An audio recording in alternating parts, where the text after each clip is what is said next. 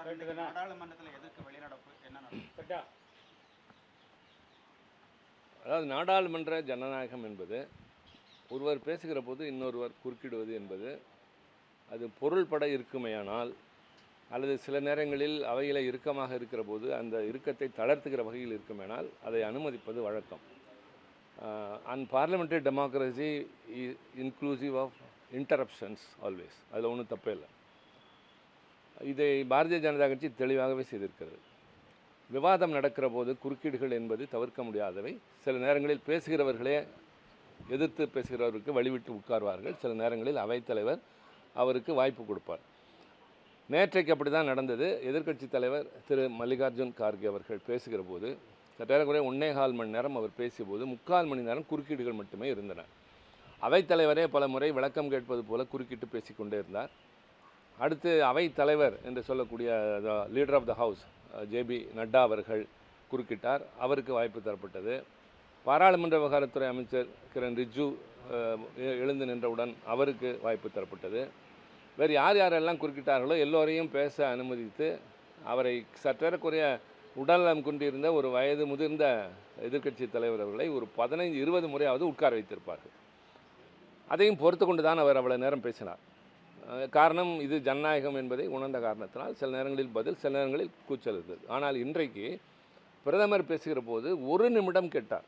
எதிர்க்கட்சி தலைவர் ஒரு வாய்ப்பு கேட்டு ஒரு விளக்கம் கேட்பதற்கு 1 நிமிடம் கேட்டதற்கு பிரதமரும் அதற்கு இசைவு தெரிவிக்கவில்லை.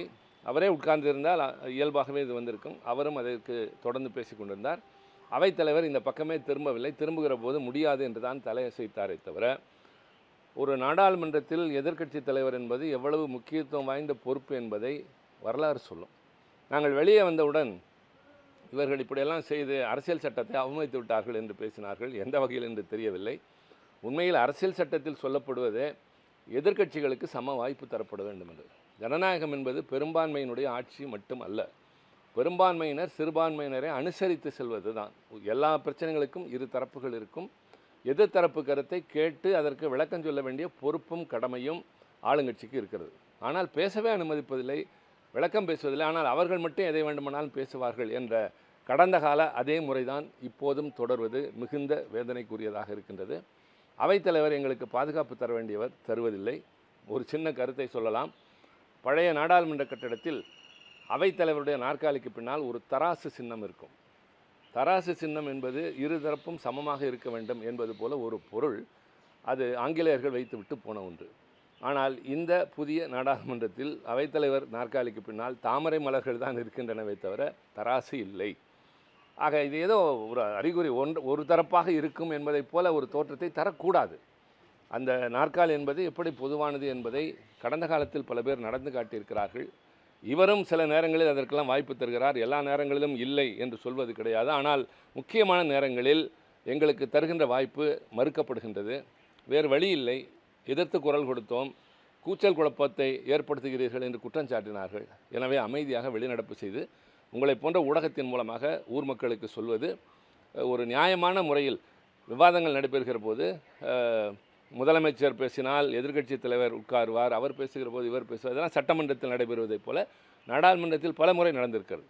பிரதமரை குறுக்கிடுவது, எதிர்க்கட்சி தலைவரை குறுக்கிடுவது என்பதெல்லாம் வேறு யாராவது கேட்டு வாய்ப்பு மறுத்திருந்தால் கூட பரவாயில்லை. ஆனால் ஒரு எதிர்க்கட்சி தலைவர் மிகுந்த அந்தஸ்தோடு அரசியல் சட்டம் தந்திருக்கிற அங்கீகாரத்தோடு இருக்கக்கூடியவருக்கே இந்த நிலை என்று சொன்னால் பாராளுமன்ற ஜனநாயகம் அந்த சோதனை தொடர்ந்த காலம் இன்னும் தொடர்ந்து கொண்டிருக்கிறது என்ற அவலம். ஆனாலும் நாங்கள் தொடர்ந்து போராடுவோம்.